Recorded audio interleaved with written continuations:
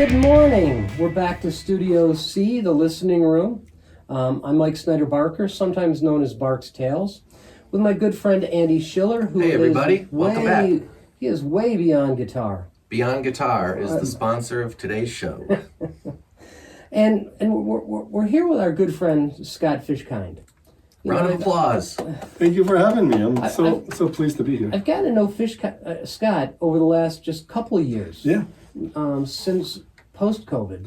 Yeah, I moved here after COVID. Yeah, and you started coming to places I go to, and I started going to places you go to, and hanging out with some of the Just same kept running folks. into each other. Yeah, and this is the first time we've ever really sat down and had a chat. Yeah, this will be really fun. I'm really looking forward to it. We've talked like when you were loading your car with something, or in between or before or after gigs, or when I was playing a gig and you were right after, or vice versa. So. Yeah, but that's, but here we get to know each other, yes. and we get to know Andy as well, too. Yeah, it's a pleasure. Andy is quite interesting as well. Yeah, that's outstanding. I'm going to play some violin for you today, and I can't wait to see the different guitars that you have brought us today. It's like Guitar Central in here. Yeah. So, Scott, tell us about yourself. What brought you to Michigan? Sure. So I was in Nashville for about 30 years, and I did a lot of songwriting down there, but I was also working. I was a piano teacher. I taught piano from 1981 till about 2015, I guess, something like that. I started in New York.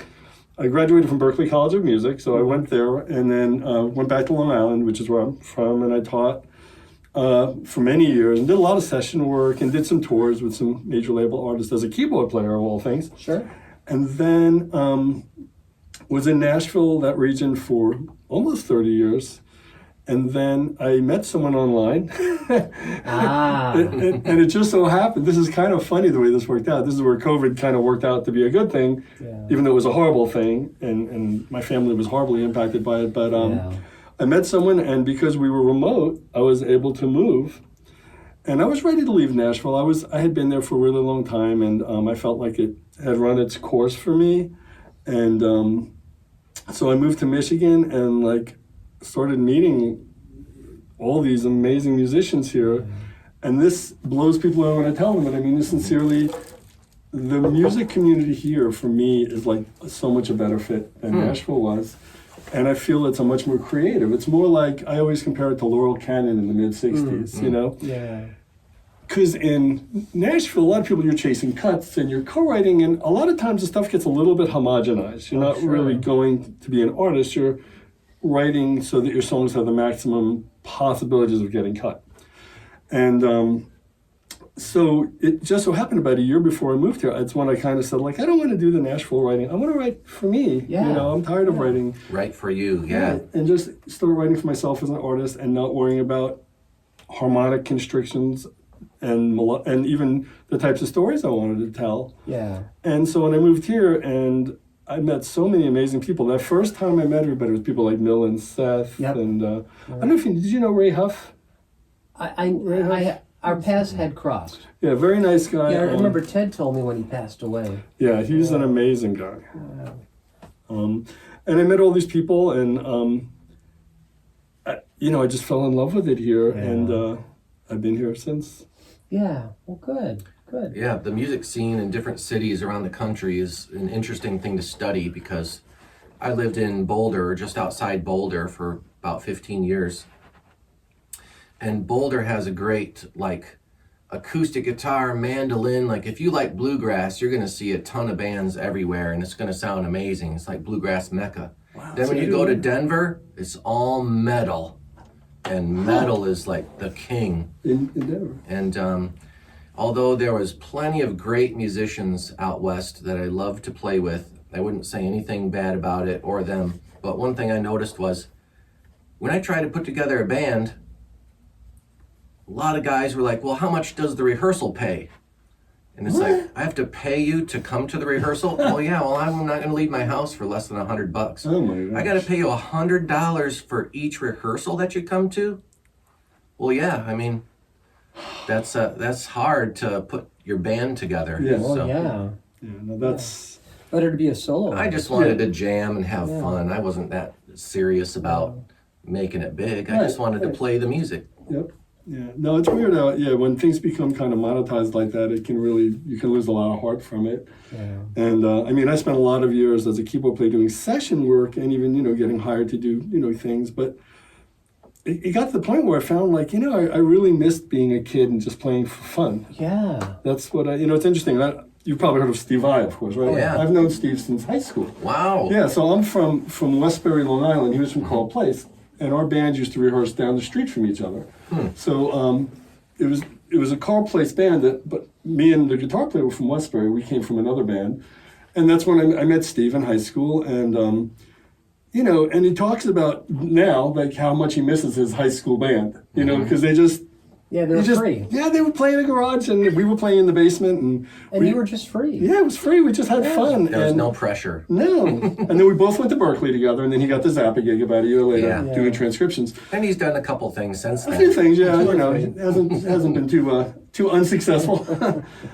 Good guy, really nice human being. And, but very, I mean, it was funny because, like, all these guys who, like I knew about Joe Satriani because the bass player took bass lessons with Joe, even though Joe was a guitar player. So, and then all of a sudden, like, these guys become these, massive, well-known people. Yeah. So, it just goes to show you, like, you never know what's going to happen, and you never know who's going to be in, and this was like Coral Place is a tiny little town, tiny, and they had Satriani and Vai come out of it.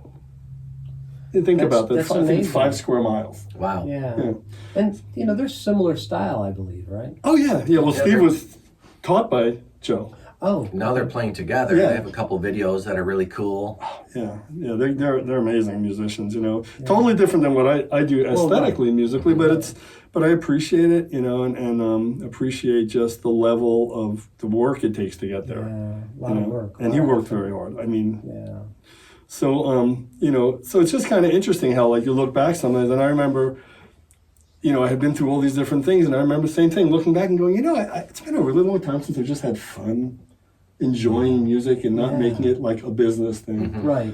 And so it was so nice to just start writing songs for myself and not worrying about making it. Refreshing, yeah. Yeah, just to get back in touch with that little child who loved the music when I started. It was never about making it for me. Where you lose track of time. Yeah. Yeah, and I've enjoyed what I've heard from you. Oh, thank you. I appreciate that. I feel like it's funny. I never thought I'd want to do like a day job, but actually having the day job freed me up to kind of do what I want. So it was kind of like, okay, I don't need to worry about pleasing everybody in the world. I'll just write it and hope people like it. And if they do, that's great. And if they don't, at least I spent my time doing something I enjoyed, Well, it's a passion, right? Yeah. And here it is, everybody. Oh, so thank you. he has graced us with a copy of Across the Endless Miles, and we'll go ahead and put a link below where you can access the music, and the artwork is really neat. Well, that was, who did that? Chris McGorry did that. Okay. And he did a fabulous job, and it was co-produced with Bobby Pennick and David Roof, of course. Dave Roof, okay. And the drummer was Dan Garrix, who was just absolutely amazing. And Mary, I can never remember she has like 2 names, but she's an amazing singer. Brooks, Mary Brooks, yeah. Okay. And so basically I'm using the same crew on my new Very release. nice. Yeah. Very nice. David is He's a master. I don't know what planet he came from, honestly. He's like, I've been around a lot of talented people. And, between Berklee and people I've worked with in New York and Nashville, and David's just at a different level. I have a great Dave Roof story, too. I met him when he was 17. We both lived in Adrian, and they were advertising for a drummer. So I applied, to this band, Blackbird.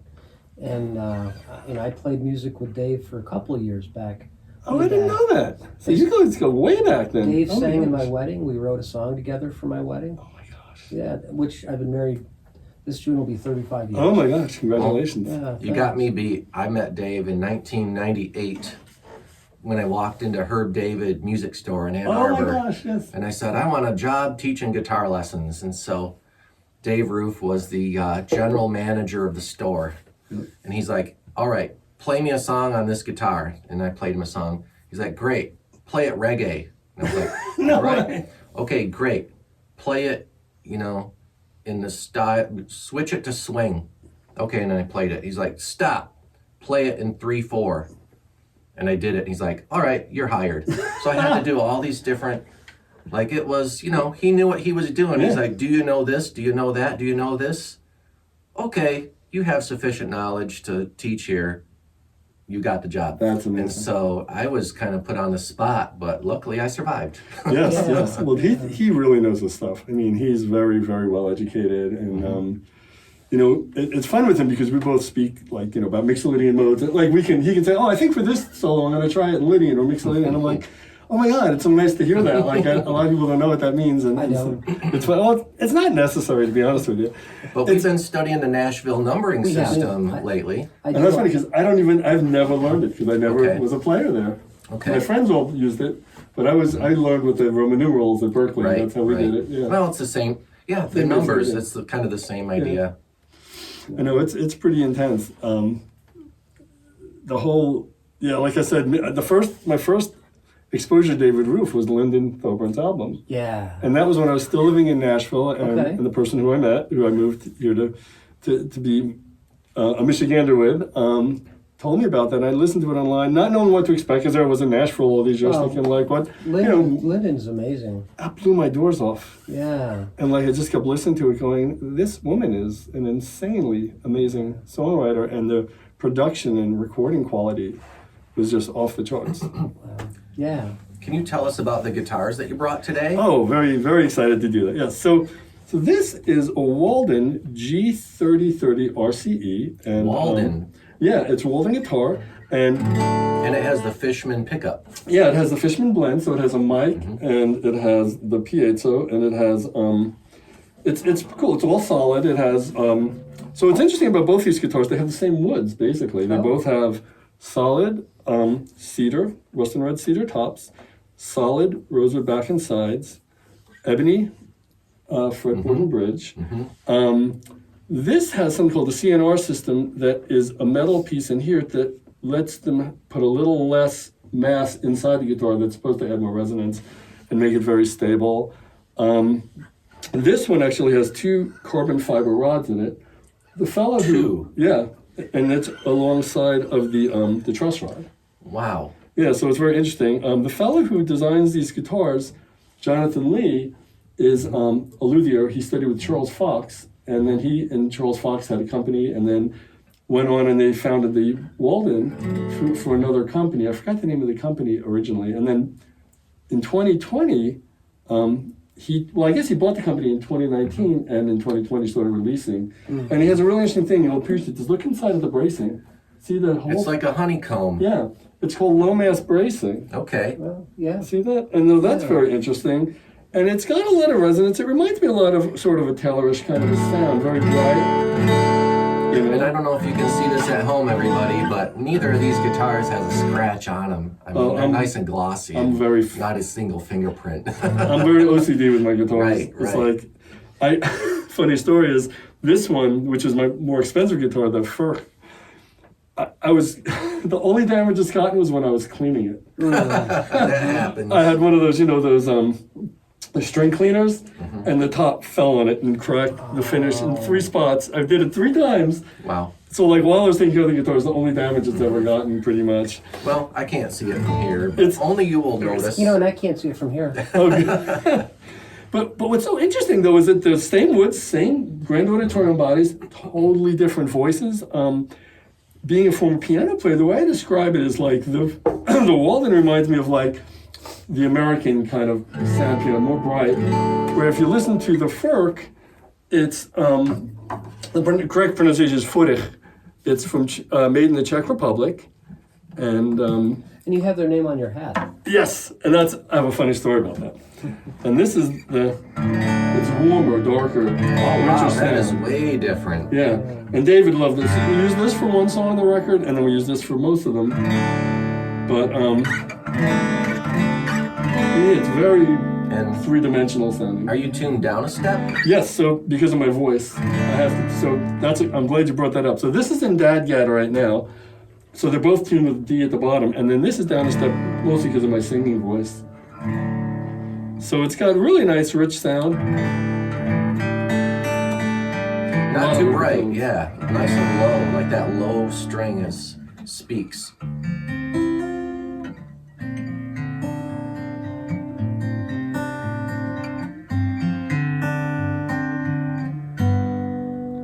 So it's very warm and rich, and I really love it. It's just one of those. Both of these guitars are very addictive to play. I like them for different reasons, and I said for the record we did Dadgad tuning on this, and I recorded a song of that, and then we did the others with this one. But they're both lovely to have, and this is the main one I gig with because it's like $2,000 less, and I'm less freaked out if something happens to it. Right. And this one, I really can't afford to play.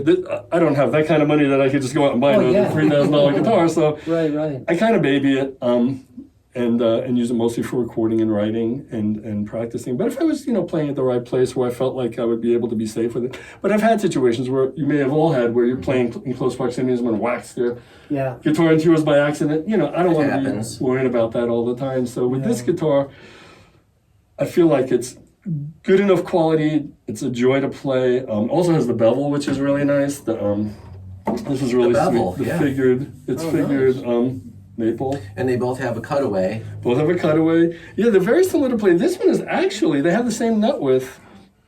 I guess it's 1 3/4. I think is about what it is. So good for finger picking. Yep. This one is a little wider at the saddle. Oh. So this one, it's funny when I go from one to the other, it feels for a second like I have to adjust, Right. But it's very nice for finger style.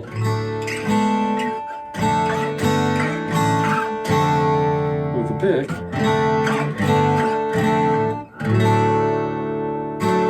It's beautiful. Thank you. But I love it. Yeah, I love it. People are always surprised because they're like, I've never heard of that. They think, and I actually, when I first heard about it, I actually wrote to the company to ask them questions, and this guy named John kept responding to me. I was like, oh God, this guy's so nice. I really need to write to the owner and let him know, like, this John guy is amazing. Well, he's the owner. So the owner was responding to me, and we've become friends. He called me once. We talked for like 45 minutes just. Nice. So like to have that, to be able to, I can ask him anything, like, about luthery stuff, and he'll like write me like this huge like response. Yeah. And it's nice. amazing. So yeah, you can tell I get very visually excited about talking about guitars and tone having a widths. dependable luthier is amazing. I just got this back yesterday from what are they called? Adrian or Ann Arbor Guitar. Oh yeah, I've had them working on Hesh Breakstone. He's a neighbor actually. He Oh, lives a wow. couple blocks away. I love her. She's a friend of mine. Yes, likewise. Is that still located in the old Herb David No, upstairs, no. or did they move? Dave Collins bought a new place, and actually, it's in his garage now. Yeah, it's very nice. Yeah, and it's not in. It's out in the woods on a dirt road. Yeah, Okay. it's cool. Yeah. It's not too far from Manchester, actually. Not really. I went there. He Hesh worked on my baritone because the nut fell off, and then he ended up just doing a whole setup, and we Yeah. put in ebony pins because he had to drill it out a little bit because the ebony pins were too high. Yeah. And he is also another guy who, like, I can ask Hesh a question, and like literally both his and Jonathan's responses, I always copy them and put them into my notepad, and I reread them like 10 Right. times because Nice. it's an education. And Hesh did such an amazing job with my baritone. It sounded good when I got it, but now it's like off the charts amazing. Yeah, I never used the plastic bridge pins on my acoustics. I always just take them out and switch them up for the brass, like metal bridge pins. It makes it brighter a little, but it gives it more sustain. So I don't know, it's just a personal. Yeah. Absolutely. But Michael, show us how your guitar sounds now This that is you had a- it worked on, because it was really buzzing bad Yeah. previously. Because I was quite Yeah, I do neglectful. want to try it. That's in Dadgad, and then that one's in regular, whichever one you want. It's quite neglectful. I let it get dry. It's a nice guitar.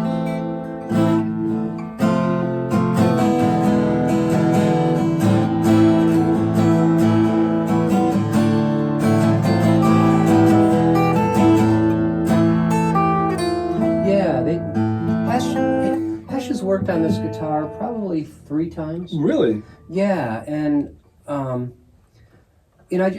as a new guitar player, I asked Dave Roof for his recommendations, and he found this on Reverb Nation or something like that. Because he said, "Tell you what, Mike, I'll look for you for a guitar," and he found this, and it's been my favorite guitar since. It's beautiful. Interestingly enough, I was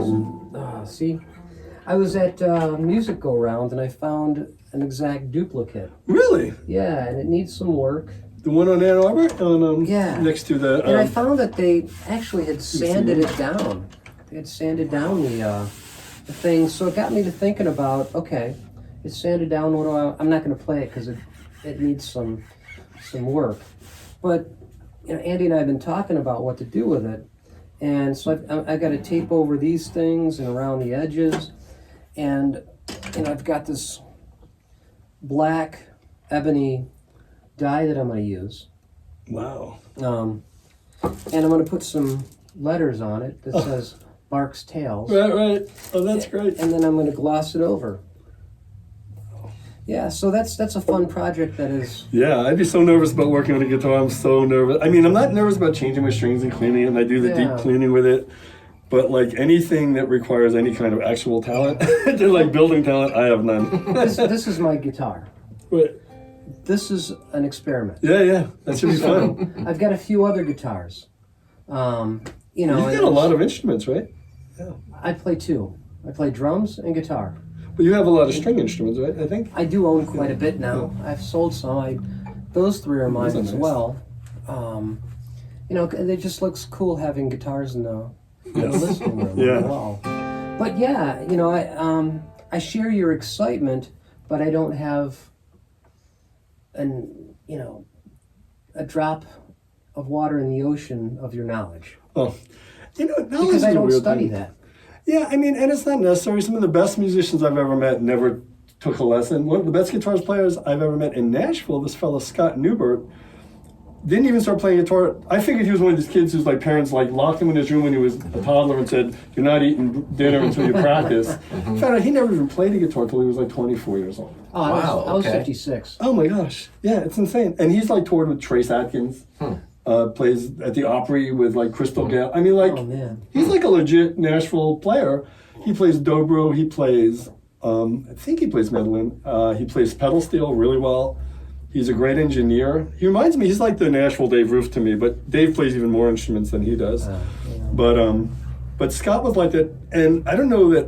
I mean, I think he knows what he's doing, but he doesn't have like I have this intense theory background.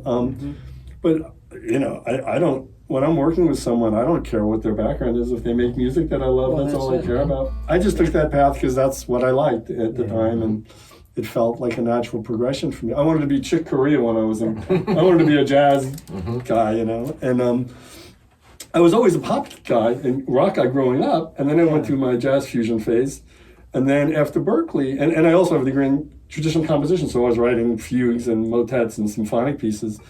And then I came back to reality. I was like, I really miss just playing songs that normal people would want to hear. Because the stuff I was writing in college, even when I listen to it now, I go, yeah, that's not even music I would listen to now. But it was fun to go through that process and learn. And I feel like studying composition gave me a certain bag of tools. Well, yeah. But it doesn't mean my music is I don't think that education makes your music more or less valid. No. I think it's just. I mean, ultimately, music is an oral art. Yep. And just like I said, it just worked for my wiring to study like that because that's kind of how my brain works. Yeah. But man, some of the people I've come across, look at Joni Mitchell. I don't know that Joni even knows the chord she's playing when she does those tunings, but she knows what she likes and how it sounds. She's one of the. I mean, he's maybe the greatest songwriter I've ever heard. And wow. I took lessons from Andy. I figured, that's great. I'm an old guy, 56, and I thought, I don't have enough time to dink around with YouTube. Right. So I contacted Andy, and this was during COVID. Wow. And I was acquainted with Andy's name decades ago. But then I contacted him and said, let's do some lessons.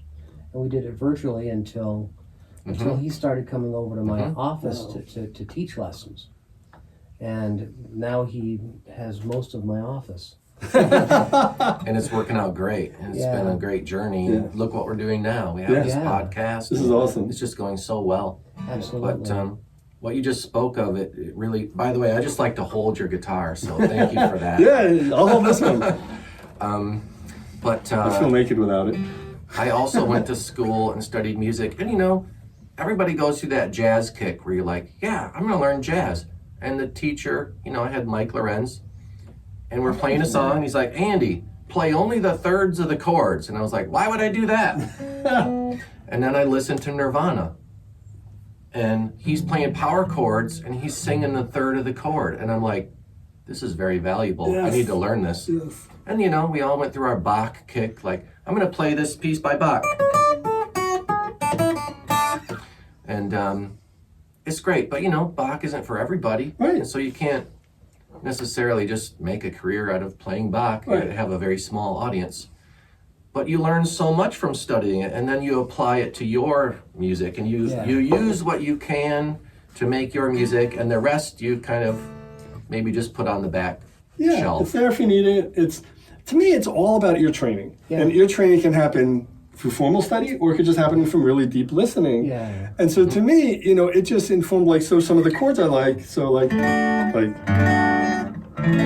those types of sounds, like Steely Dan kind of sounds. It worked for me, and having the knowledge let me find those sounds. Mm-hmm. But that's just so I feel like having learned all that stuff, it gave my ears some other things to think about, or to reach for. I try not to really intellectualize my music. Even with all the studying and all the teaching I've done, I just try to write like I'm a 15-year-old kid having fun. I just want to. I remember I'll never forget this, I must have been 4 or 5 years old. I was born in 1960, and I remember getting in the clunky car my parents had with my sister and my mom, and all of a sudden this music came on. It was the Beatles, and it was like Love, Love Me Do, or one of those songs, I Want to Hold Your Hand, and my whole body was vibrating. Yeah. Vibrating, and I was like, oh my gosh, and I knew at that point, music became so important to me, and that's the kind of thing I want to evoke in people. I'm not trying to necessarily do any more than just make them feel something that feels happy, or mostly happy. I write a lot of very joyful, upbeat songs. I write some that are a little more sad, but that's always been the thing, is just trying to find that vibration, where it makes your body vibrate. I've been writing lyrics for 40 years or so, and I wanted to pick up the guitar. For one, I had time over COVID. Right. But I also wanted to learn how to play my songs, the songs that I've written with other people, and I also wanted to learn how to create my own arrangement and melody and all that. And Andy helped me do that quite a bit. And I just really want to play rhythm guitar. Right. I really don't want to do anything fancy, because I just want to write words and find a way to back them. Exactly. And my style is weird. I write some really serious songs. I just wrote a protest song for Dave's Michigan. Right. It's a great project. Yeah. Andy is playing guitar on it, Phil Mack on drums, Dave on bass. And I also write some really goofy songs, like Demon in Apartment 10C. It's a goofy song. Right. Or Mosquito on a Strawberry Train. That's one of my more recent ones. Mosquito on a Strawberry Train. But then also, we were just talking about this other one, Andy, this morning, Cowboy Nation. And it's kind of a protest song, like anti-gun. Right. But so what we want to say, we say with words and sounds and feelings. And what people want to hear might not necessarily always align, but that's okay. Music has always been that way. Yeah, and sometimes one of your songs might touch this person, but maybe another one won't, but it'll touch someone else. And I think that's the thing, and that's, again, leaving Nashville and not trying to fit into a box anymore. Right. Being able to go I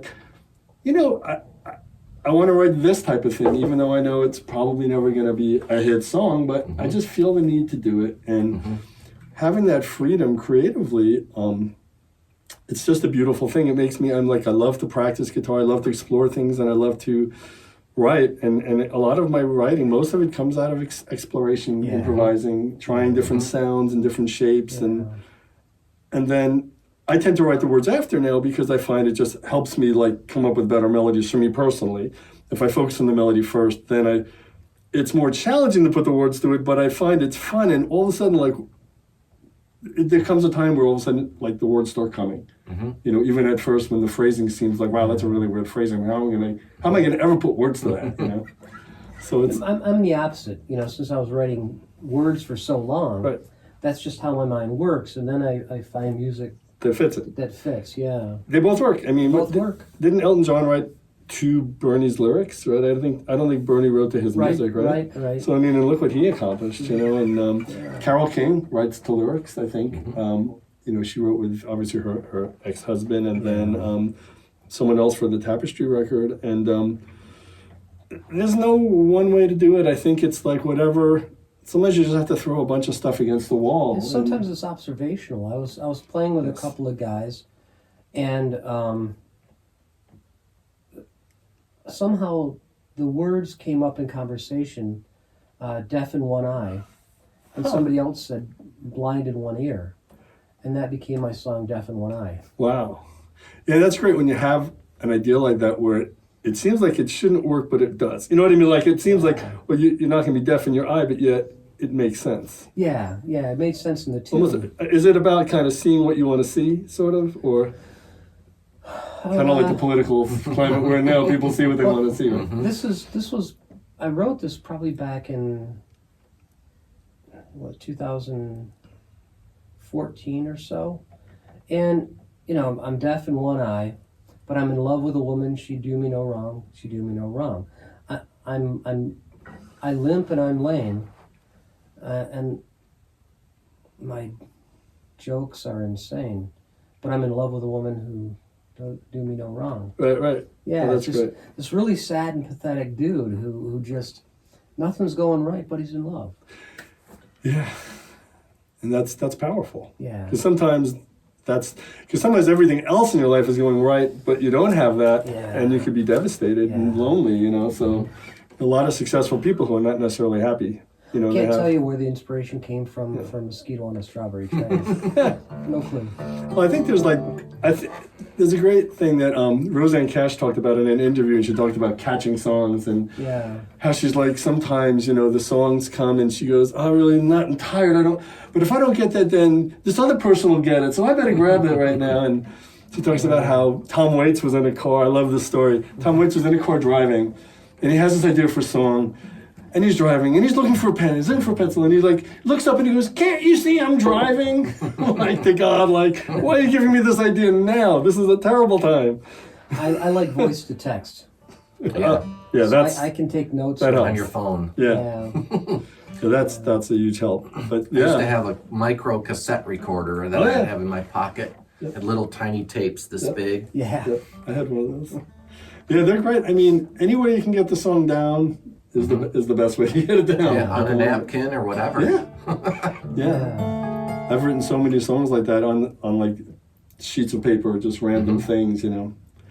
And I try to keep a notebook around, or at least in my car at all times. But having the phones is great because you have the notepad and you have the voice recorders, and you know, makes it really nice. It really does.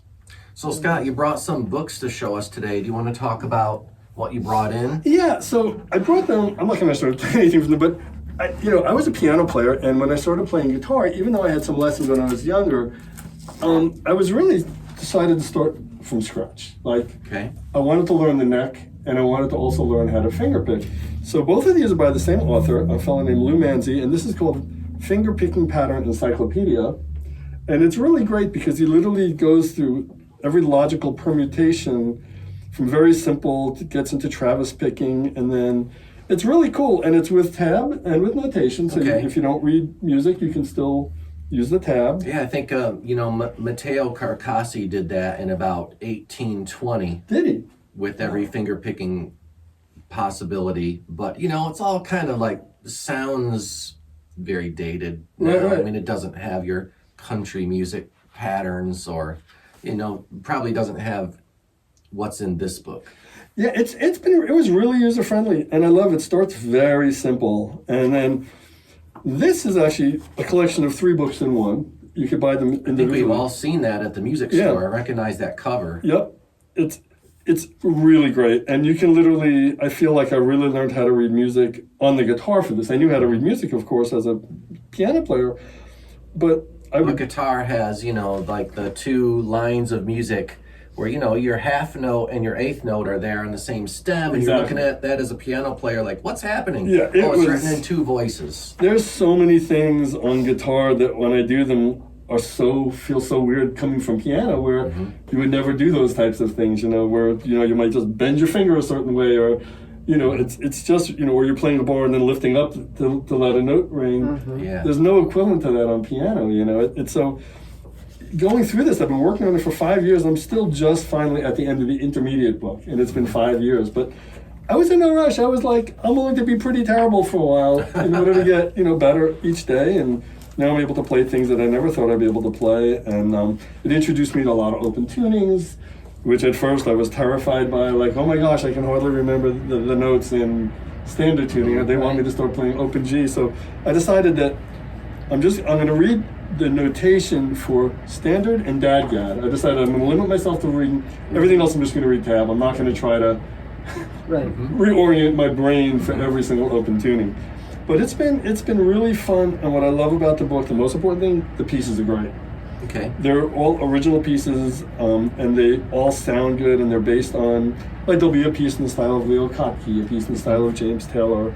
So it feels real world, It's not like, like on piano, so many piano books have such terrible music. Yeah. And so what I would often do is I would get my students as quickly through the primer stuff as possible, and then immediately try to find music they loved. Because I was like, the worst thing in the world is the most demotivating thing is to sit down and play music you don't like. Right. And I always felt like as a teacher, it's really important for my students to be excited, even if it meant like I always loved around Christmas time teaching Christmas songs, because they could play songs that their family could enjoy and they could enjoy. Easy and fun. Sing along. And you can sing along. Sing along, and so and I'm the same way I'm teaching myself guitar. I've been teaching, but I want to be entertained. I want to enjoy what I'm playing. That's it. It shouldn't feel like medicine, It should feel fun. Feel like work. Yeah, exactly. It's music, and that's why I never really gave, and I'm not opposed to this, but I never gave my students written work, because a lot of my students came straight from school. They had been writing all day, so I mostly we just focused on playing and having fun, and I feel like it should be the music again is ultimately an oral art, and music is a written tool, but it's not the only way. No. So I'm very open-minded about, like, there's so many ways to approach it, and I'm sure you find it too. Every student, sometimes you have to teach totally differently than a different student. Every student's different. I had a student named David, and I went to David's house to teach him music. I got note cards to teach him the letter names. We had a book where he was going to read music. We did all this stuff, and it just, like, even after a year of lessons, I'm like, what is this note? I don't know. Yep. David, play an A. What's that? And it just, like, didn't stick. Yeah. And I thought to myself, maybe I'll give up. But I stuck with it. He stuck with it. We just learned by ear. Eventually, I was just like, let's get rid of the book, the sheet music. Let's just play. David ended up joining a band. Yep. They were called The Unprepared. That's perfect. And he sang, he played guitar, and you know what? He's really good at it. And it sounds amazing. He didn't write anything down. He doesn't read it off the sheet. He just plays by ear. And you know what? I respect him for that, because I was starting to teach him based on, well, you got to do it the way I did. Okay, well, he's going to do it the way that he's going to do it. And I'm going to help him. And it took me a while to realize that. A great teacher. You realize you don't try to force them into your mold. You try to. That's it. I find that I'm a manager in a corporation, and I do the same thing even with my job. I don't treat all my employees the same way. I always tell them, they call me boss. I'm like, I'm not your boss. I work for you. My job is to make your job easier, unless you do something crazy that I have to be a manager. But I hate that part of the job. My thing is to try to find out, how can I make this day better for you, and how can you feel supported? And that's how I felt when I was a health coach for a while for the same company. And same thing when I had managers who kind of let me be Scott, and I try to let my people be who they are. And again, as long as they're not crossing certain lines, which the corporation wouldn't appreciate, I think it's the same thing in teaching. You just try to find that joy and what works for that individual student. Same thing in therapy. Of course, As a therapist, the same cookie cutter counseling doesn't work for everybody. That's right. Mm-hmm. You know, and you've got to figure out where a person is and how they learn and how they apply it and what the pressures are and so much more. But it's all individual. But you do it a while, you see patterns, just like in music. Yeah, you do like a lot of motivational interviewing type approaches, or not necessarily? Tell you what don't even worry about that. It. Yeah, see, that's great. I don't call it a technique. I call it just chatting. Being there and just kind of being fully present, and yep.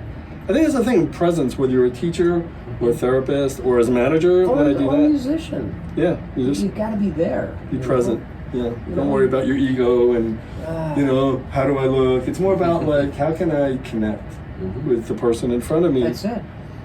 That's it. It's all about communication, connection, feeling, and so on. And I love those times when I'm playing where someone actually looks up from their conversation and their dinner and says, "Oh, cool."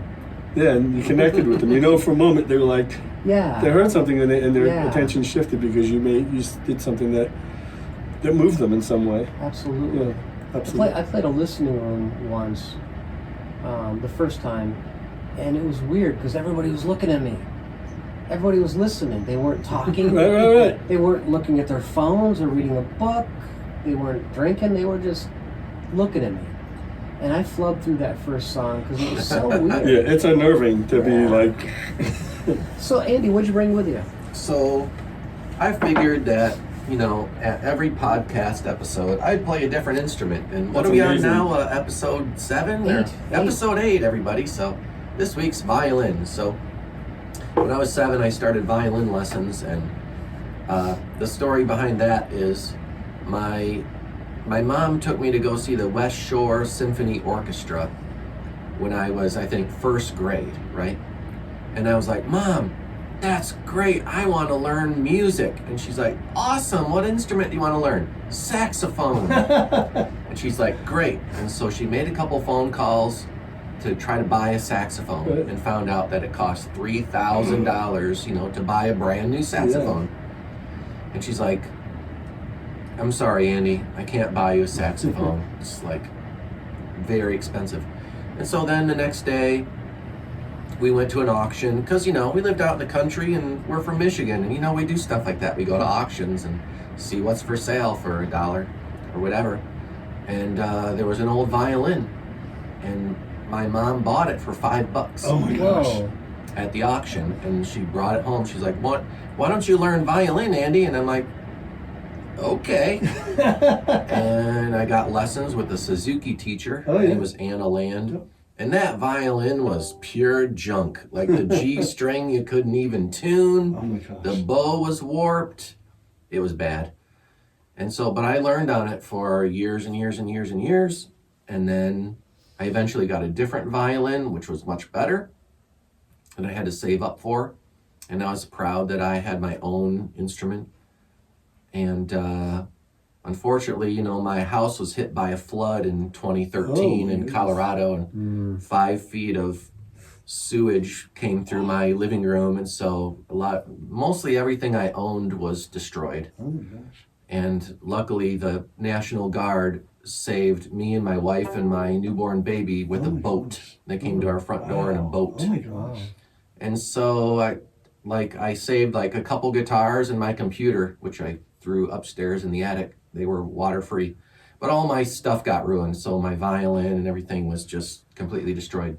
So this is just one that I bought at Oz Music in Ann Arbor for, $199. Really? I didn't know you could even get a violin for $199. Wow. Yeah, and it has this great pickup. The Realist. I recommend if you have an acoustic instrument, try the Realist, okay? It's tiny. The chord's out of the way. It fits on your instrument. And so I think it sounds great.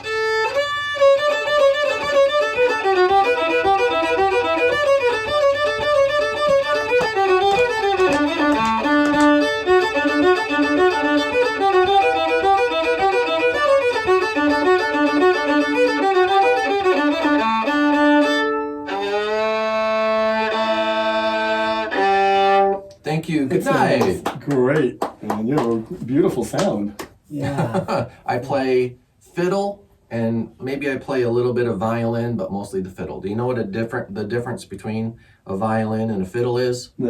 I can guess. What's that? Sound?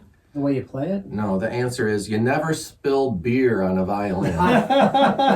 So, I play bar music. I play Celtic jigs. I play Irish reels. I play kind of like loose and sloppy violin playing, which I guess you'd call fiddle, right? So I know a lot of those like St. Patrick's Day songs. Hey!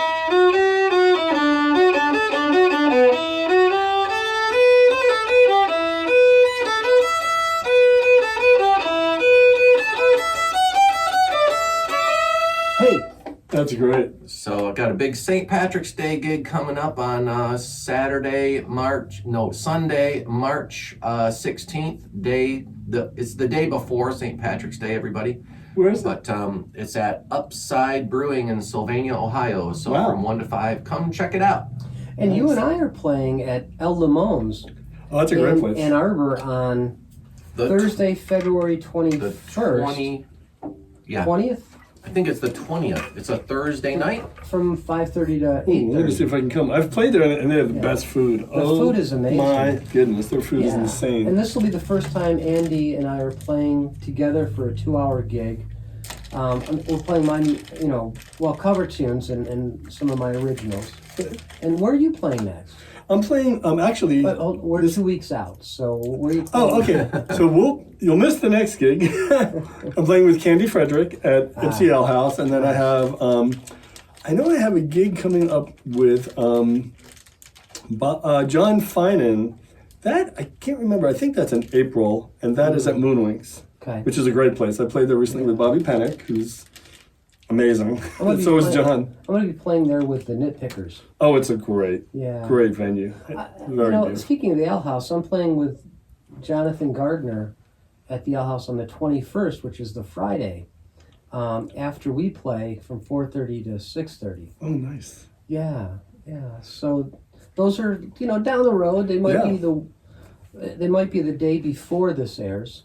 yeah. You never know, right? It's.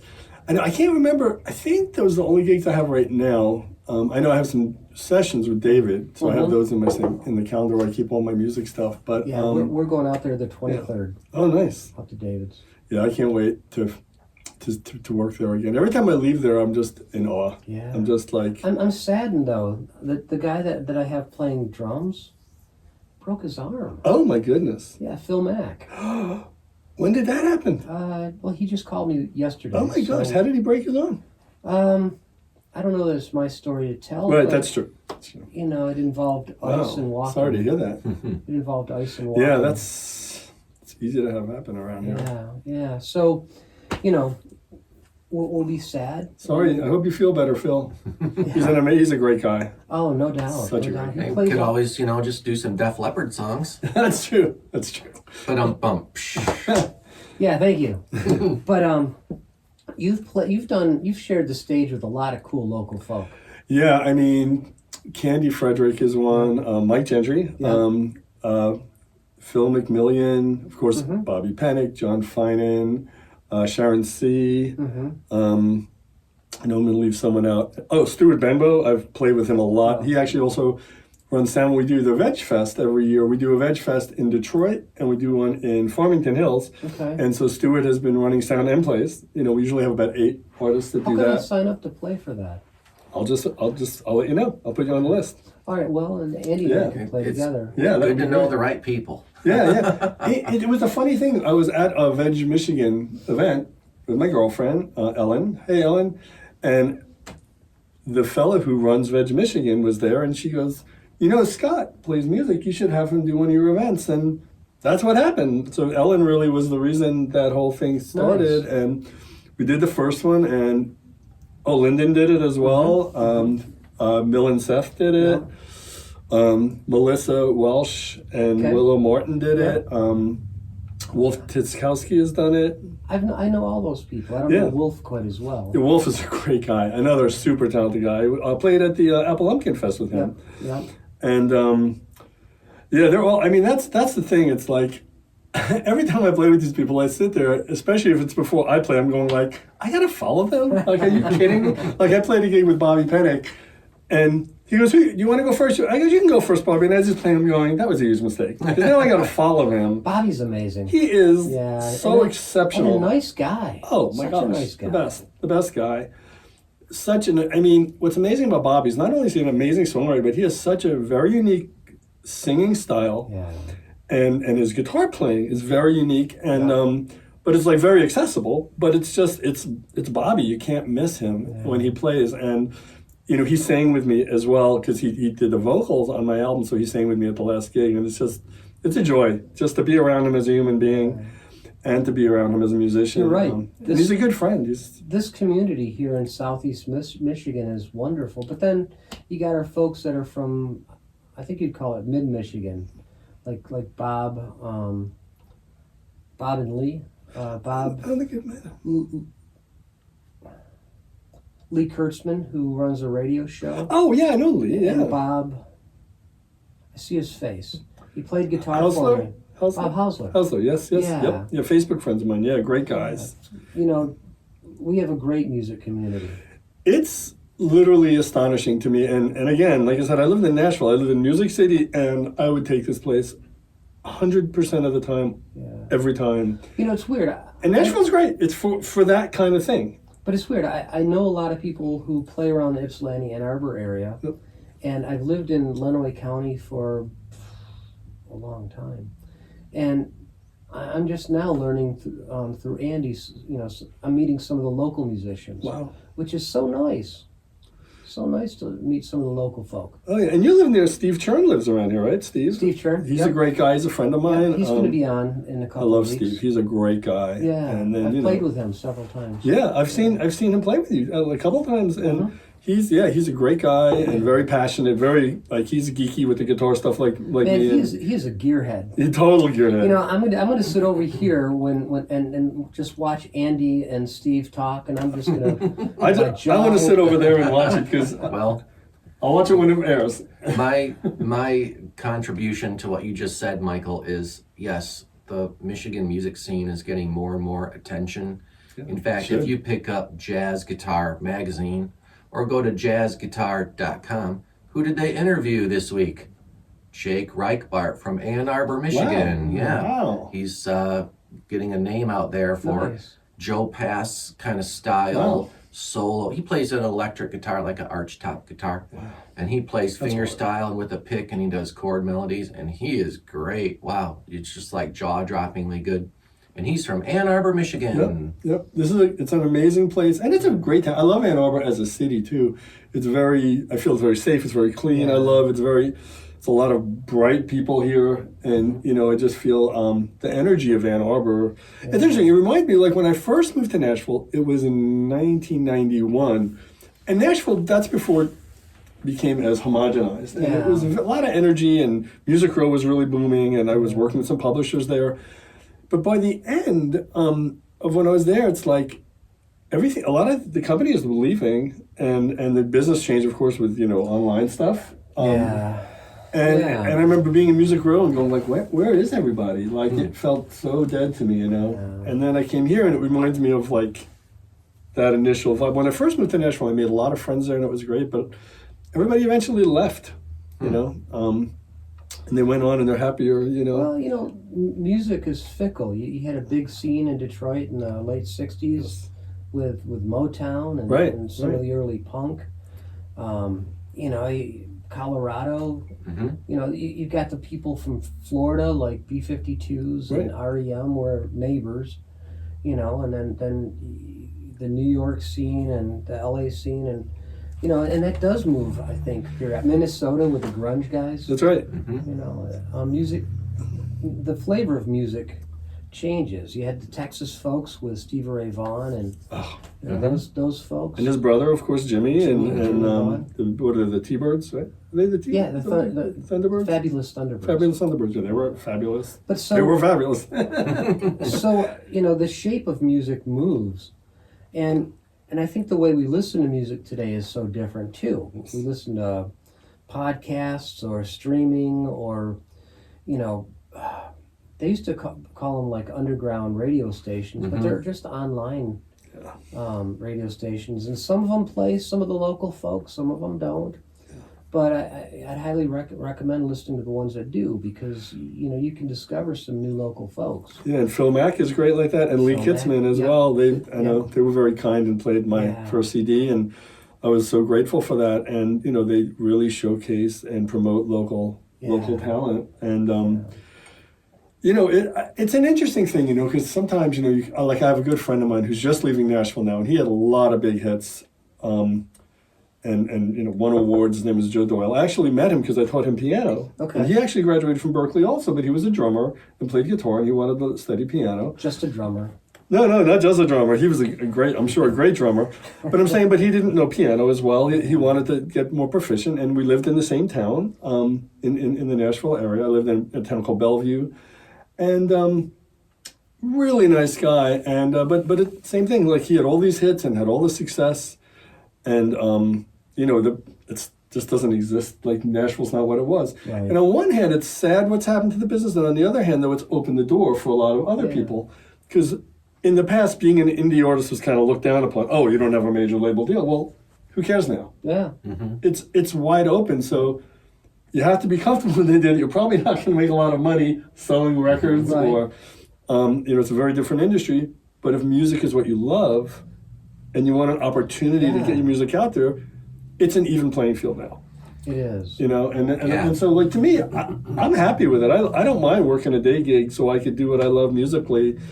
20 years ago, I could not have a professional quality CD or music production.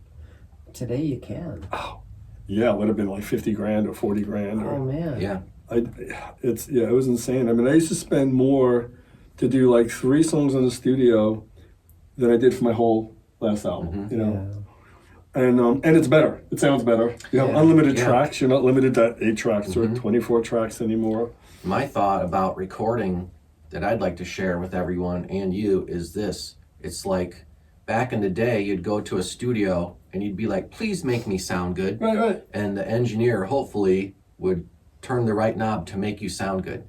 But guess what? When you're on your laptop in your bedroom and you're recording your guitar and then you release your song, guess what? You got to make you sound good. That's right. It's all on you. It's not someone else's fault that it didn't sound good. It's because you didn't do it right. So you got to do it right. You got to make yourself sound good. Yeah. Everyone's going to hear what you sound like. Yes. So, learn your DAW, learn Logic Pro, learn Pro Tools, practice. Watch videos about how to mic your guitar, figure it out.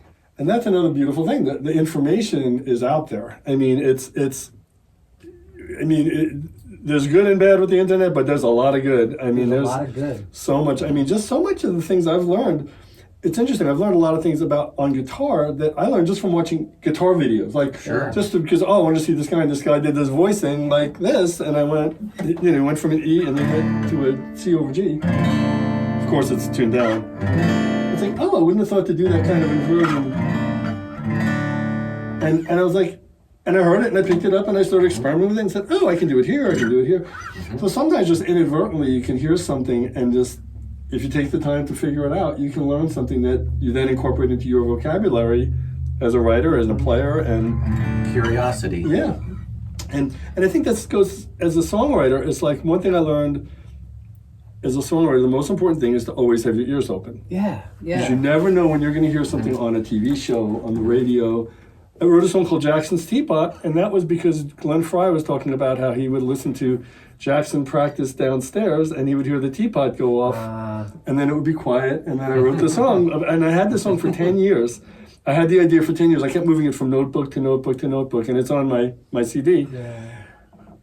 And it was one of those things where I just heard him say it, and obviously a bazillion other people have seen that, I'm sure, the History of the Eagles video, but when I heard that line, I was like, Jackson's Teapot, that would be such a cool song. What do I do with it? Like, what do you do with Jackson's Teapot? Maybe it writes itself. I was driving to a place I was working that was a little over an hour away. I did some brief contract work out there, and I was listening to NPR, and somebody came on, and they referred to him as a barefoot lawyer. Ooh. That made it into a song. Wow. you know, I was looking on the internet, and there was this band that was called Pickwick Commons. Thought, well, that's interesting. So that became a focus of a song. It's very colorful, a colorful kind of a... But an elderly care facility, that's a little freaky. Yeah. You know, that you know, the children don't know what goes on there. Yeah, true. Yeah, but you're right. Keeping your ear open, your eye open, grabbing just two words that sound interesting together. Yes. Yeah, it's just amazing how if you just have your antenna up, that's like 90% of songwriting to me as far as getting that inspiration. Yeah. And sometimes it's an accident. You know, you go for a chord and you're actually a string lower than you're meant to be, and you go like, oh, what was that voicing? And then you analyze it and you go, oh, I can do that here and here. So I feel like everything is variations on a theme. You know, you think about someone like Beethoven, da-da-da-da, you wrote a whole symphony, a whole movement of a symphony based on a motif and moving it around. And it's the same thing with words, like, okay, how can I say this maybe in a fresh way? Or you hear someone say it like, I think it was the Beatles were saying how like Ringo would just come out with these things like, it's been a hard day's night. You know, like they said they would just follow him around. That might be a true or fake anecdote, but it's believable to me. Yeah. But he's kind of a character of a guy. I can imagine he would come out with stuff that would be like, oh, like I need to listen to this guy more, you know? I wrote a song that finally Barker and Brodsky recorded, and it was called Don't Make Our Love Like a Drive-By Shoot. And I wrote it years ago, and nobody wanted to record it with me until then. But I wrote a line in there, your whiskey-colored hair is on my mind. Ooh. And I've gotten so many comments that nobody ever thought. Whiskey-colored hair. Whiskey-colored hair. So it evokes so many things, not only color, but flavor and a character. Character, personality. In such a small thing. There's a great book by Pat Patterson, who's a great songwriting teacher. I got to study poetry with him when I was at Berklee. It was kind of funny, I just did it because I needed an elective, and I was like, I'll take poetry, why not? And it was like... Probably one of the best classes you take for songwriting. He was amazing, and it was actually a poetry class. Like he hadn't developed he had a course on the music of Steely Dan, which I wish I would have taken back then, but I was overloaded with credits. But I took that, and I learned about scansion with rhythm and how words work, and it really changed my whole sensitivity to words. Like when I'm writing, like, do the accents line up with the musical accents? And then, but he has a book called what's it called? I'm blanking out. But if you look at it's Pattison, not Patterson, and he has a technique called destination writing, where you just write kind of for 10 minutes, you put on a timer, and you just randomly write things that deal with smell and taste and touch and using your senses, and then you just walk away. And it's amazing the things that'll just come out. Yeah, I agree. I know Andy doesn't write too many lyrics, but we have this little songwriter group on once a month, which you live close enough. Maybe I'll have you come and join us. But you wrote some really interesting lyrics that you presented at that group. Yeah, I'm not really ready to say on the podcast what the name of the song is yet, because I want to record it first. Right. But I have been starting to write lyrics, and I've been a fan of Weird Al, so like the first thing that comes to me is I'm going to do a funny song parody, and I'm going to make people laugh. But I have been in bands where we wrote our own lyrics, and there have been some serious or heartfelt lyrics, and I'd like to think that I've helped, but mostly I focus more on like the song arrangement and the music. But I'm going to be 50 in 2 months, and you know what? I'm curious, and I'm always learning too, and it's like I have not sat down and written songs with lyrics and chords, although I've done all the things. I taught at music schools as a professor, and performed in Carnegie Hall, and performed in Rome, and like there's this whole list of credentials. But what's next? So maybe I'll get more into writing lyrics and strumming chords and singing songs. Yeah. And who knows, maybe I'll be good at it. I don't know. I'm sure you'll be great at it. Is that something that maybe you and Angela can work on together?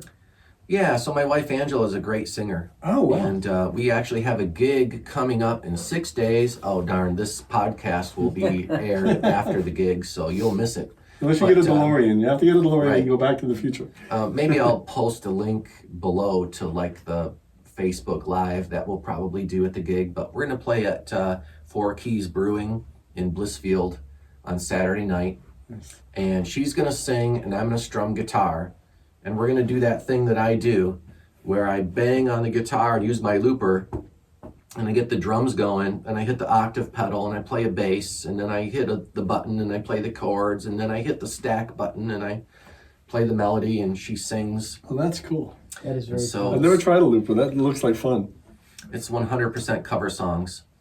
But thanks for bringing that up because if we write a song, then I will have to write the lyrics and then she will be the singer. Yeah. It's nice to have a built-in singer. She's a great singer, so That's I'm really great. looking forward to that gig, and I do some background vocals. But I would like to perform some of the songs where I write the lyrics, and Yeah. so that will be the next step in my musical evolution. Nice. It's always nice to have something to look forward to working with. I find like the process of learning is as exciting as anything. Just like, Yeah. like I get to learn how to do this, or like whether it's a new tuning or studying a book on lyric writing. It's like it's a never-ending process. My thoughts are, if I'm done learning, plant me 6 feet under. Totally. I feel the same way. Yeah. So- There's always something new. Yeah. I don't remember when I've been bored. Yeah. I really don't have a clue. Same. Yeah. It's always interesting. There's always something like it. And that's why I enjoy practicing so much. I love working on something that I'm terrible at, and then I'm less terrible at it, and then sort of okay at it, and then finally it's kind of almost good enough to present. Hear that, kids? He loves practicing. I love it. I love it. Andy and I brought these words a couple of years ago, and I was taking lessons regularly then, and Andy said, "Why don't you try this?"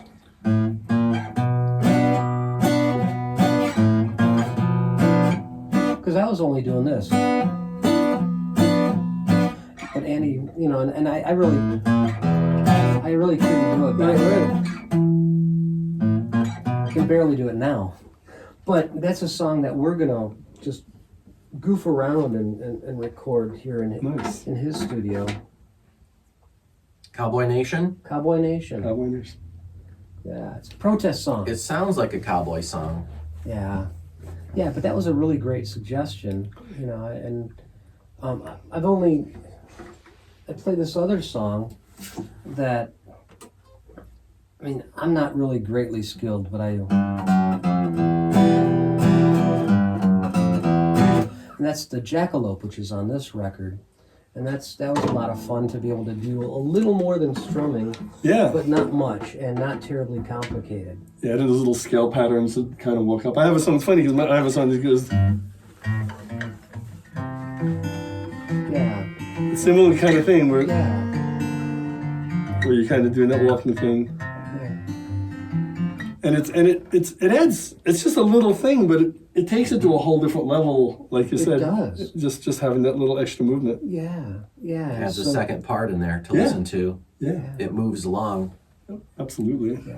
So speaking of that, why don't you play us one of your songs? Sure.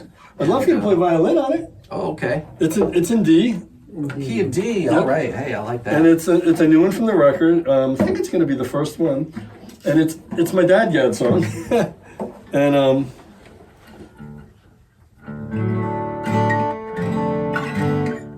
so it's using major and minor key chords in the key of D. So it's like D, F,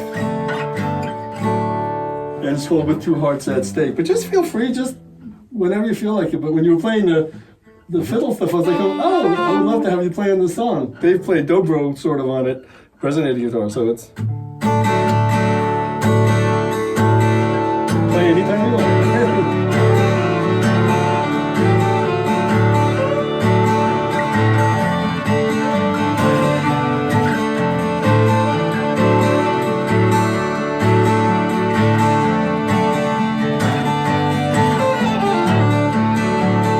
The candle flames flickering away, shadows on the table.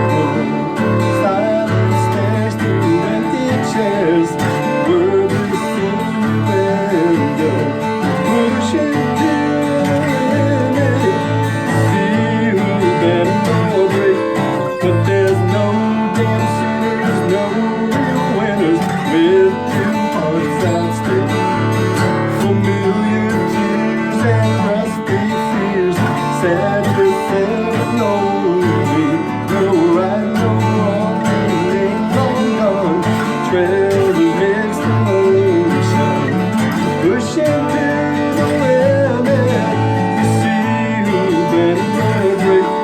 but there's no real sinners, no real winners.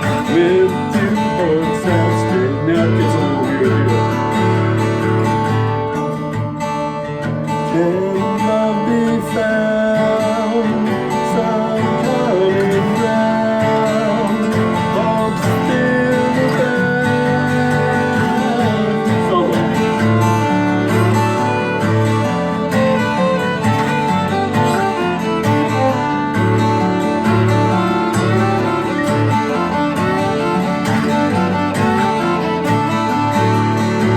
Pushing to the limit to see who'll bend or break, but there's no dead sinners, no real winners with two hearts at stake. No, there's no dead sinners, no real winners with two hearts at stake.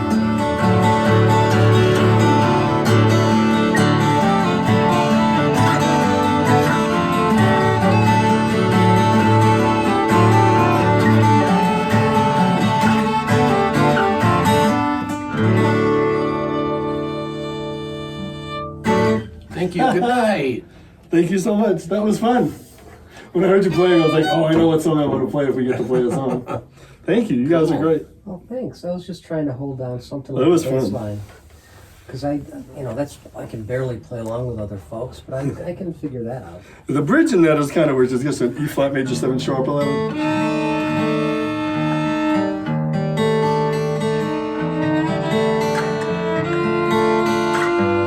It's just pretty.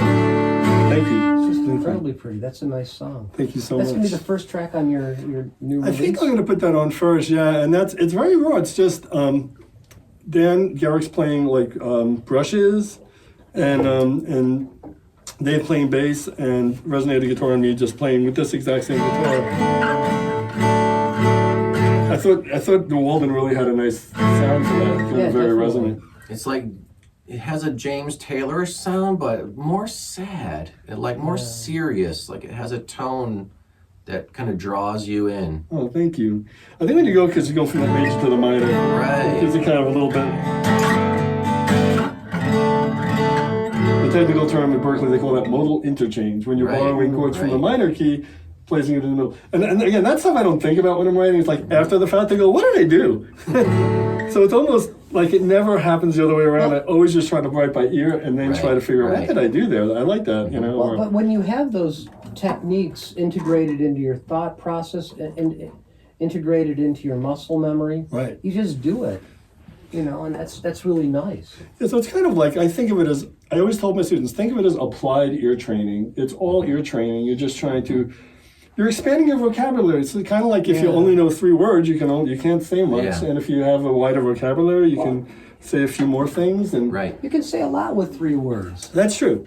Here's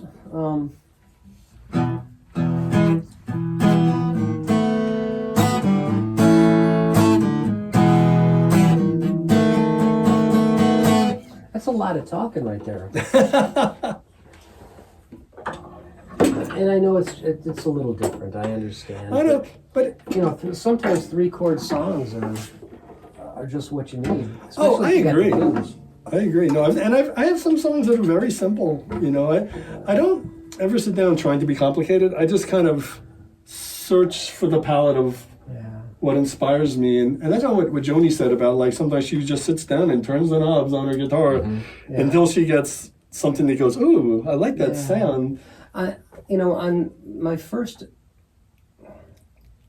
attempt at writing all the songs and playing all the music and such, I wrote some complicated stuff like A add 9 and C major sharp or 7 and F major 7. Just all this stuff I threw into this one song, and you really couldn't find a national numbering for it. Yeah. It's nice to know the terms, like you were describing. Like, okay, he played a D chord, then he played a F chord. Okay, it's a chromatic median. Well, you don't have to know that stuff, but you can know that the sound goes, that has like it has a rise. And so it's nice to have a word, because otherwise you're going, I like that one part, that thing that you did. Okay, well, I don't know what you're talking about. You're speaking my language. Right. And because Dad got is still a newer tuning for me, that song was very much like a 15-year-old kid just playing, because I was just exploring shapes. Yeah. And literally had no idea what chords I was playing until after I wrote the song. And then I was like, why did I do that? Can I play it again? Of course. So these alternate tunings are fun because, like if I pick this up, I don't know how to. If you said, Andy, play a D chord, I would be like, let me think about it. Oh, yeah. I have to think really hard Tuning about is, that. but I don't know what I could do in this tuning. That sounds easy.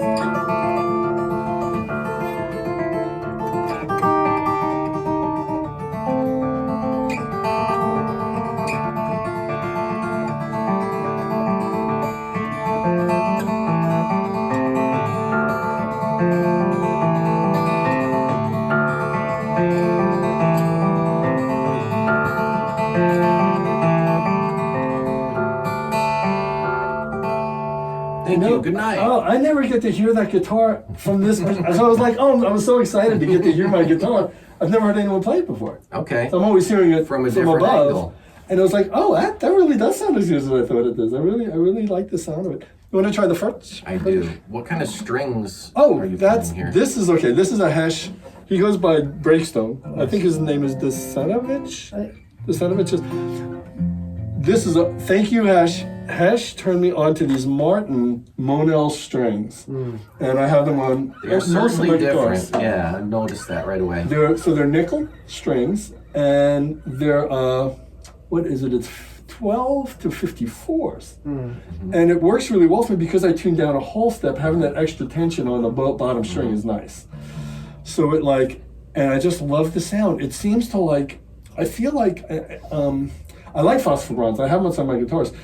But I feel this one actually brings out the inner nature of the guitar, where the phosphor bronze tends to color it a little more. Okay. And so when I put that on there, I was like, wow, I loved the guitar before, but when I put it on, I was like, wow, this it really felt like it was unlocking something in the guitar, in the woods. And so then, of course, I put it on this guitar, and now I have it on 3 of my guitars. And I use phosphor bronze on my baritone because I like that extra chiminess, and on my OM. They're definitely smoother. At first I thought it was flat wounds, but it's not. It's it has a certain feel to it.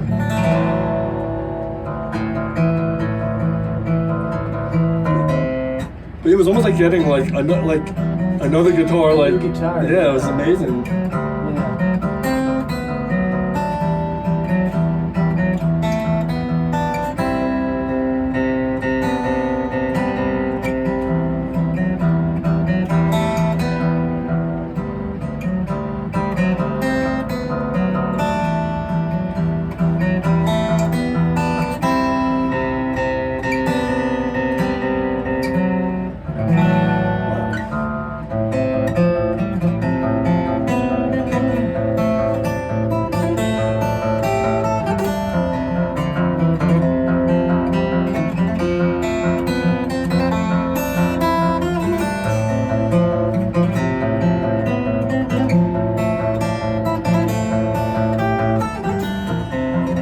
Oof.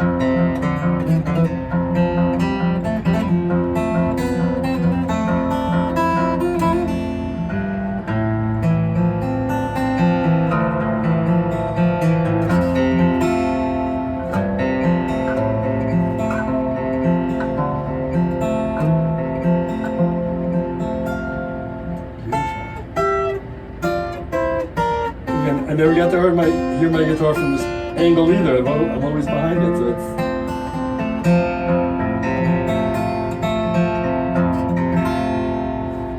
Wow. Much warmer sound, and The sound is so nice, and the feel of the strings is really good. And then, a lot of times when you do finger picking, the strings really feel tight. Right. But string 1 and 2 to me feel a little bit more spaghetti-ish, like a nylon string guitar. And so I'm right at home. I feel comfortable on that guitar. And it might be too because it's tuned down a step too, which That helps, could right? be it. It's a little bit looser.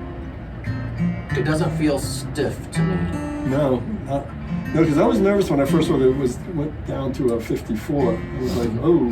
But when I put it on here, because of the tuning, it was fine. And The baritone's like that too. The baritone has like 16 to 70s, I think it is, but it's a longer scale length, and I tune it from B to B, so it's not bad. So when you put a 54 on, you didn't have any issues with like the string fitting into the groove or anything? Okay. With the baritone, this is a really funny story. This is why the main reason I had to work on it. The 70s wouldn't fit through he had to drill it out. So I was so excited. I'm gonna change my strings. It was my first time changing my strings on my baritone, and I got out the Howard's feed and wax stuff, and I cleaned it. I went to put on the strings. I was like, wait. So I called in over guitar, and he's like, yeah, this is not our first rodeo with this. This happens a lot. I guess they have. I guess some people use 60 somethings on them, but that 70 wasn't going without pulling it through without possibly damaging the guitar. So they took care of that, and that was my first time ever dealing with that sort of thing. But again, because of the low tuning and the extended scale length, it's like 27 inches, I think. It's not as hard as I thought it was going to play. Well, thank you. It was a pleasure to hear you play the guitar. These guitars are great. Wow. Thank you. Yeah, they're most people have not heard of these brands, and that's why I was excited to bring them. And it's funny, when I got this hat, my sister thought it was an acronym for like "F-U Republic." Like she thought it was a political statement. I was like, no, it's someone's name, Footik. It's a Czech Republic name. This fellow František Footik. People can read lots of things in the places that they aren't. She was very disappointed that it wasn't what she thought it was. And I was like, I wonder when I'm walking around this hat if there are people who think it's an acronym for like a political thing, but it's not. That's funny. Yeah. This has been a great conversation. Oh, thank you. We've learned a lot more about you, Scott, and got to hear you play, and got to hear you play with us. Oh, it was so much fun. Thank you. Yeah. It's an honor to be here. I was like so excited when you asked, and I just I was like so like hyped up all night about coming here. But keep in mind, you were in our first 10 episodes. Well, thank you. Yeah, you're at the top. This is episode number 8. I appreciate it. And Dave said he'll be coming by, right? Ruth? Yeah. Yeah, he's going to come by sometime in April. Oh, that's great. Yeah, I mean, we've so far we've been able to do these weekly. Oh, that's great. And Mike Gentry was amazing. Mike is like one of those guys. I could like sit there and listen to him talk for like a day straight and just be like, keep talking, Mike. I love him. He's such a good guy, and he's. Well, we're going to keep it going. We're going to keep having guests, and hopefully it grows, and our listener base grows, and I hope that we can interview every southeastern Michigan local musician that's out there playing and hear what they're up to, hear about their gigs, hear their music, and hopefully people that are listening will check out your music and check out the music of all the different people that we're having on the show, and that's what we're doing here. We're really trying to expose the music scene in Michigan and how vibrant and lively that it is. It's miraculous. It really is a miraculous scene here. And I know I left out so many names that there are so many people out there. It's incredible. You have Billy Brandt is another one who's great, and it's his girlfriend. Voxana? Yeah, Voxana, the band. Oh my gosh, I haven't gotten to see them live, but I've heard the recordings, and I am dying to see them play. And Elaine, his girlfriend, is an amazing Schoendorf, I think. Yeah. Incredible singer. I got to see them play as a duo. Well, actually, it was them with the dobro player. Oh, I'm forgetting his name. Yeah. Fabulous. I know him. I saw them at Unity, and they just blew my doors off. And I've been kind of stepping out of the scene a little bit, and I know who you're talking about. I can see him. Yeah, and I'm Facebook friends with them. I'm so hyped up from this thing today. I've had such a good time, and I'm blanking. It's like my adrenaline is. Is it Dave somebody? Dave, yes. Dave. Oh, Dave. Somebody. Yes. Oh yeah, Dave somebody. Great dobro player, and good guy, really nice. Yeah, I've talked to him several times, Yeah. and back when I was booking this one winery, I had them play there, and I'm not booking it there anymore. But I was able to book so many really cool folk. But we could probably talk all day. Yeah, we should probably. Yeah. Well, thank you. Thank you, and thank you, and thank you. Thank you, and everybody, you for listening. This is the most fun I've had in a while, and that along with being with Bobby and Dave Roof, and oh man, doing that stuff. It's just It's just a great. pleasure. It's a fun scene. So make sure you check out the links below for more access to Scott's music and his recordings and what's going on with the gigs. And so go check out a local band and listen to him play. And hit like and subscribe. And Yes, don't forget like to and like subscribe. and subscribe. It helps everybody. the algorithm, is what I understand. Right. Leave a comment below. It really helps the algorithm, Yes.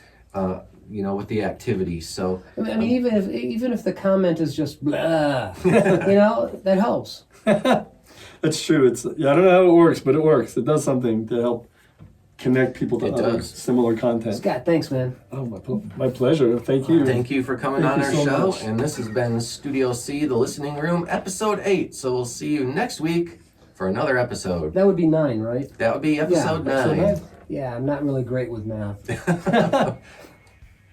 Bye-bye. Bye, everybody. Thank you.